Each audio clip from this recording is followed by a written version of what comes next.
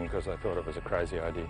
And now every little suitable block here has been planted. Yeah. Certainly we're living in a wine region. People are starting to realise that's a bit of fun. Yep. And they're celebrating their lifestyle, which is great. And look whose name is on the bottle right there. To you, sir, and your namesake wine. To you.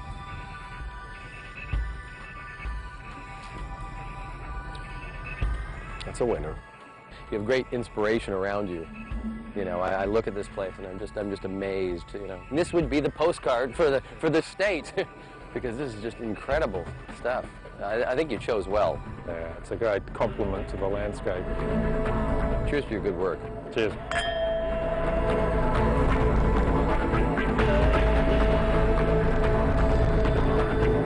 Well, I guess it's time I say goodbye to the Tamar Valley and their fabulous wines, and head south to the Tasmanian capital of Hobart. Well, I'm here in the place where Britain's infamous convicts first set foot in this part of the world. Trust me, it was a very different place back then. Nothing more than an island prison, really, known as Van Diemen's Land by the Dutch. Trust me, there's not a lot of convicts here today. Only a brilliant quality of life and a whole bunch of great stuff to eat and drink. G'day, how are you? How about a half a dozen, 6 of your best? 6 of the best, right? I'll bend over and I'll give it to you then. See, they got good cheek here. I'm here to meet up with my buddy Bill Lark, who's got the distinction of owning Tasmania's only licensed distillery since 1839. I think this is the guy.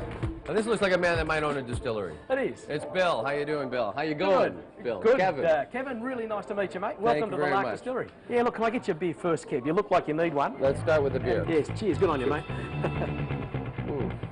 Now, you look like you know a thing or two about whiskey, because I'm looking on this beautiful wall behind us. I'm going, seen it, tried it, and yet this guy makes his own, and it's somewhere behind the bar, but he has all of these other ones, so you must have a pretty good whiskey if you're going up against some of the world's best. The good thing about it is that it all complements, you know, I mean, I never have, and I'm sure you don't just have one bottle of whiskey at home in the cupboard. No, Kev, you look like a bloke who might have a couple.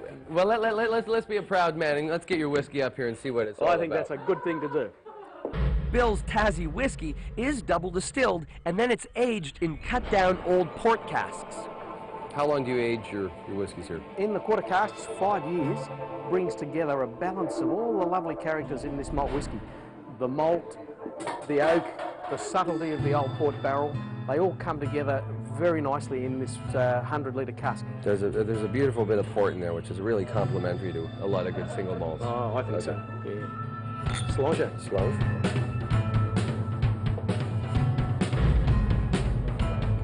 Tasmanian malt whiskey. I'm getting confused because I'm thinking of the Spey and I'm thinking of Isla, and I'm here on the other side of the world. And here it is. This is great.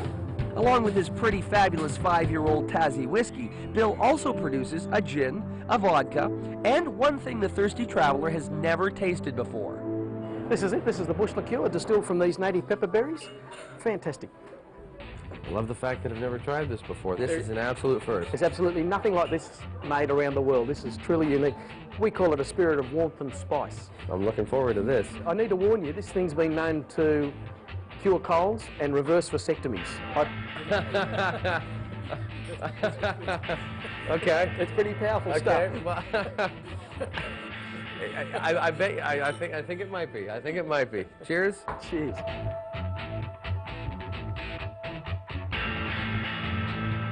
And that'll be working all its way through the palate, right down through. That's delicious. That's one gorgeous little berry. It's absolutely fantastic. It's just marvellous, and all of that complexity comes from that little bit.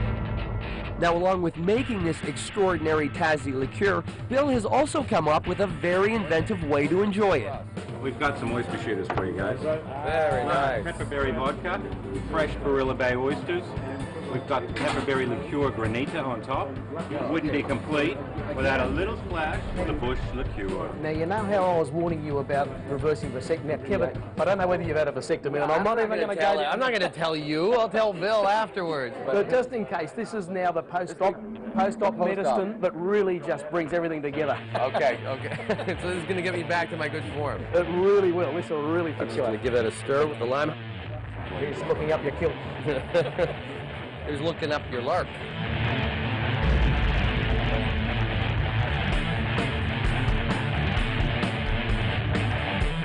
And that's your pepper vodka. You got Pepperberry vodka. pepperberry vodka and the bush liqueur. And the bush liqueur. And a wicked oyster. And the granita. I'll take a dozen. Well, I warned you. I'm in trouble. You know, it only seems polite that I stay around and taste all of Bill's wonderful Tassie concoctions. But tomorrow, I go searching for that infamous and very tasty Little Mountain Pepperberry. A bunch of berries, we got a bunch of nice leaves. We have. Hey, we can make our own liquor if we have enough time. Hellingstein. I'm not sure yet.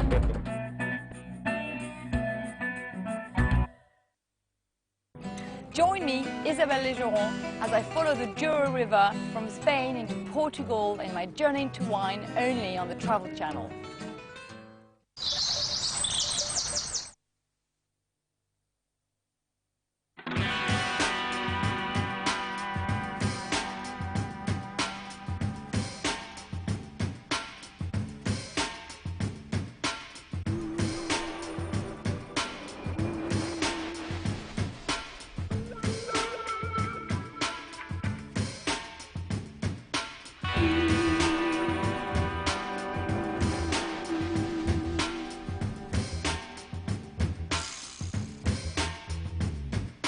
What you gonna do? Oh yeah. What you gonna do? Oh yeah. What you gonna do? Oh yeah. What you gonna do?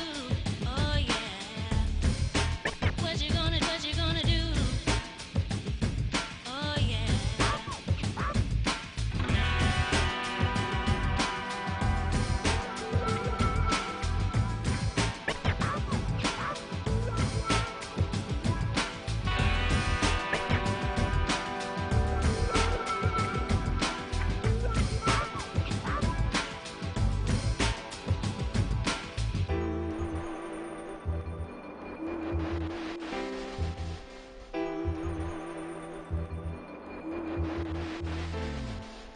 you gonna do? Oh yeah.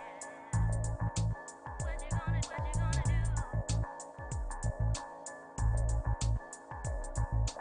What you gonna do?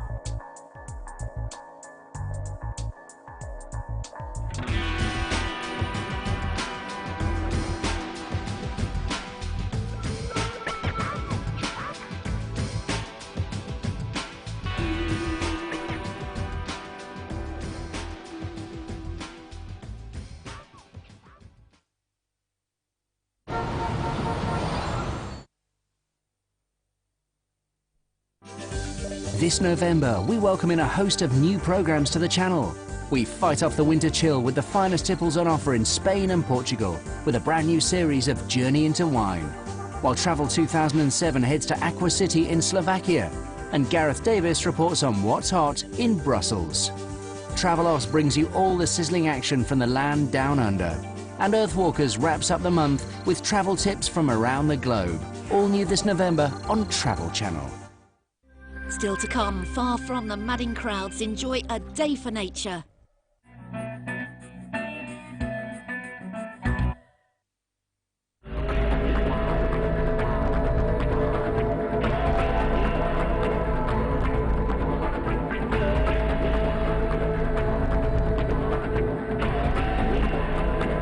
What? Oh, it looks delicious.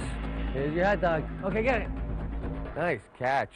I'm telling you, these sevens are going down way too easy. I do not really know what I've gotten myself in for here. I'm in the northern Tassie town of Mathena. The population is less than 130, so I'm told. It's definitely a one-pub town. I think most of the residents are actually inside having some ice-cold sevens here. And the reason I'm here is to meet my buddy. He's a master butcher. He's a bush guide. His name's Craig Williams. He's promised to pick me up at some point today and take me out to the forest for the ultimate culinary experience here in Tasmania, a little bush tucker. Pepper Bush Adventures! How you going, Craig? G'day, Kev. Nice to see you, my friend. Pleased to meet you, mate. Nice to meet you. Waiting long? I've been waiting for 5 sevens. That's 25 minutes. That's about 25 minutes up here, eh? Nice pub. That is a nice pub, mate. Yeah, I better finish this, eh? We're off? I suppose you better.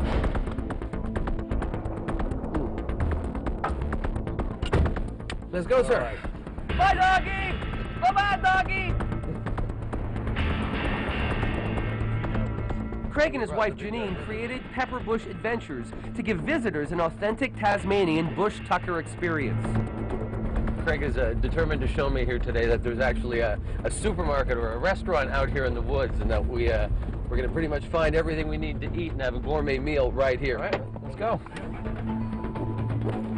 You know, this part of the northern Tasmania old-growth bush feels like you're going back in time, dense with trees reaching over 300 feet tall. I'm not the biggest guy in the world, but this is ridiculous. It doesn't end, man. That's the Jack Beanstalk, baby. Well, and luckily for me, Craig knows every inch of this area blindfolded and just where to shop for the special bush spices we'll need for tonight's dinner. This is what we're looking for. There we go. Now I recognize that from the bottle. You did? Yeah. Native mountain pepper.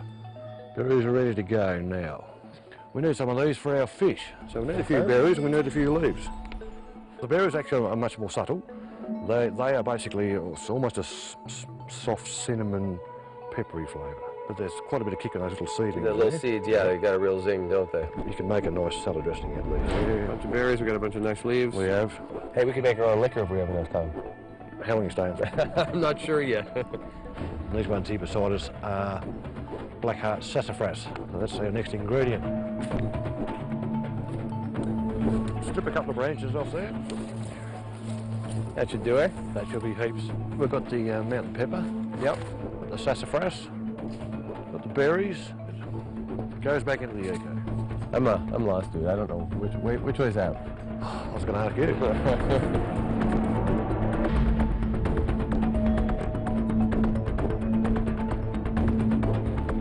After bush shopping, we head deeper into Tassie's northern region to Craig's bush hideaway.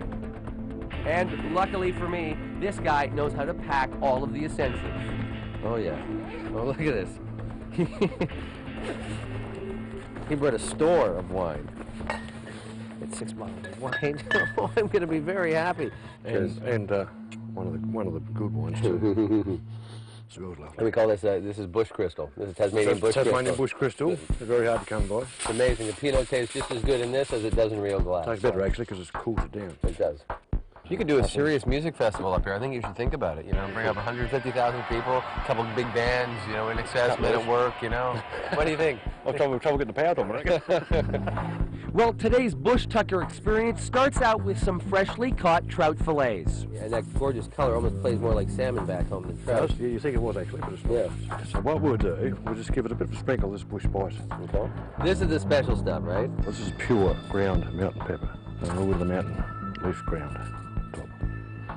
And then we'll go with sassafras leaf in the middle. And we'll go with a couple of mountain pepper leaves either end. That's that little bit. Now the important part about this is being shiny side down. Yep. Square up your ends so that once it's really poached and got to the right temperature, that'll just blow up. And you'll see this rise to a balloon. And you'll notice. And you give it about another minute, and it's told you. Yeah. With the trout ready for the fire, it's time to get started on Craig's feature dish. We're gonna get more exotic now, though, right? With some roadkill.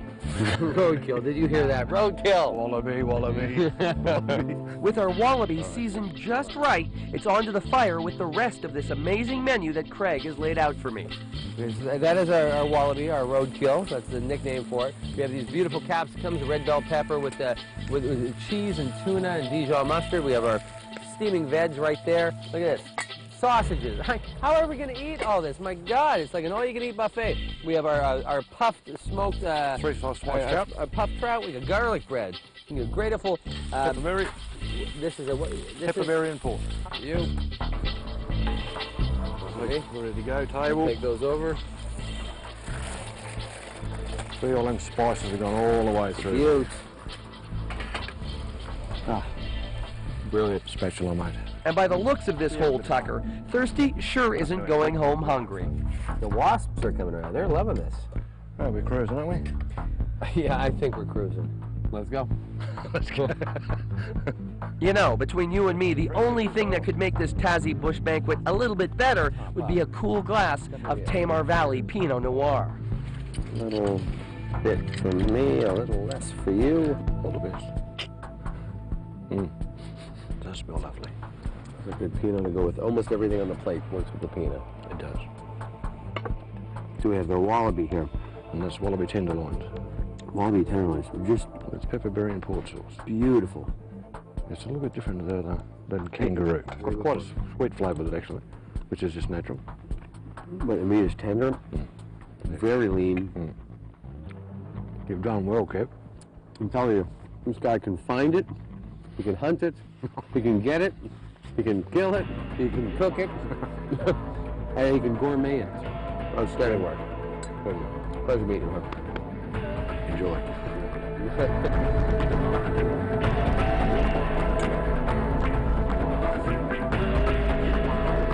You know, I really have to recommend this adventure to anyone who wants to truly experience Tasmania at its natural best.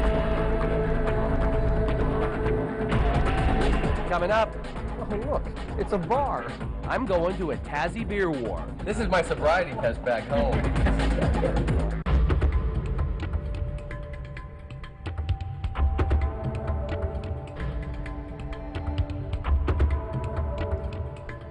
All right, well, it's my last day here in Tasmania. I'm about halfway between Launceston and Hobart in the sleepy little town. I guess it's a town called Ross. This place is so small that if you were actually driving by and you blinked, you'd probably miss it. But officially, it is the north-south divide in the state of Tasmania, and it's the switch point for two of this place's favorite beers. More about the beers in a sec, because I have to show you the local tourist attraction here. This is Ross's very famous Four Corners. Let me introduce them to you right now. Over here, we have recreation at the town hall. This is where the dances used to be held. Cut to, ooh, Damnation. This is where the local jail once was. Over here, the salvation of the beautiful church. And then finally, say it with me, everyone, Temptation, the Man O' Ross pub. Guess where Thirsty's going? That's right, the pub. I'm going there right now. Oh, hey, good day. The Man O' Ross Hotel has faithfully served up thirsty travelers for over 170 years. And for most of that time, there's been an ongoing battle on whose beer reigns supreme, Hobart's Cascade or Launceston's Bogues. Steve? Well, I'm here to meet up with Steve Hyde and Howard Smith, who've asked me to end this beer war and finally declare the ultimate victor. How about I don't choose my first one? The bar could choose. The bar could choose for me. Okay. It sounds like there's more Cascade supporters in the bar today than there are Bogues. I just want a damn beer, so okay. Maybe I'll get one of each. So I'm going to start with friends here, so I'm going to go for the Bogues. Hit the spot. It's a very tasty draft. I think we should do a blind tasting at the end of it. I'd be in for that, okay. Now, are you starting to be able to pick the difference here? Yeah, I think I could, okay, so I don't have a blind, maybe we'll get a bar towel. Look at the dirty one, great, oh, the dirty one. This is my sobriety test back home. Cheers. All right, smell first, smell first.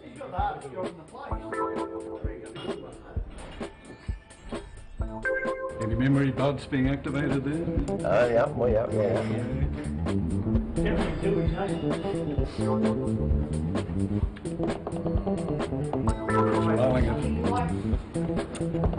Cascade Bogues. That's revealed. That's all well and good. They're both quaffers, they're both fine bevies. Today the Cascade is hitting me maybe a bit better than the Bogues. Tomorrow, who knows? There you go. Finally come down to the crunch. We won, they lost. Right. It's noisier, that's Cheers, guys. Oh, look, how lucky are we to have two such nice beers? Well, you're blessed, and you know, and this is why the day is long, because we can agree to disagree, and then we can debate. Absolutely. The beer is short, the day is long. You know, I bet Steve, Howard, and the boys back in the pub are probably still arguing about who's got the better beer, Bogues or Cascade, and good for them. As for me, I've moved down to Hobart, and I've also moved on to what I truly believe they do best in the states of Victoria, and especially down here in Tasmania, the wine. Actually trying to figure out which wine goes better with the chips, the red or the white. Haven't decided yet. But what I have decided is that I think you guys need to come down to Australia and Tasmania and experience some of the greatest flavors and tastes in the entire world, and I do mean that. Maybe cool climate down here, but the wines are hot, baby. G'day, and cheers from down under.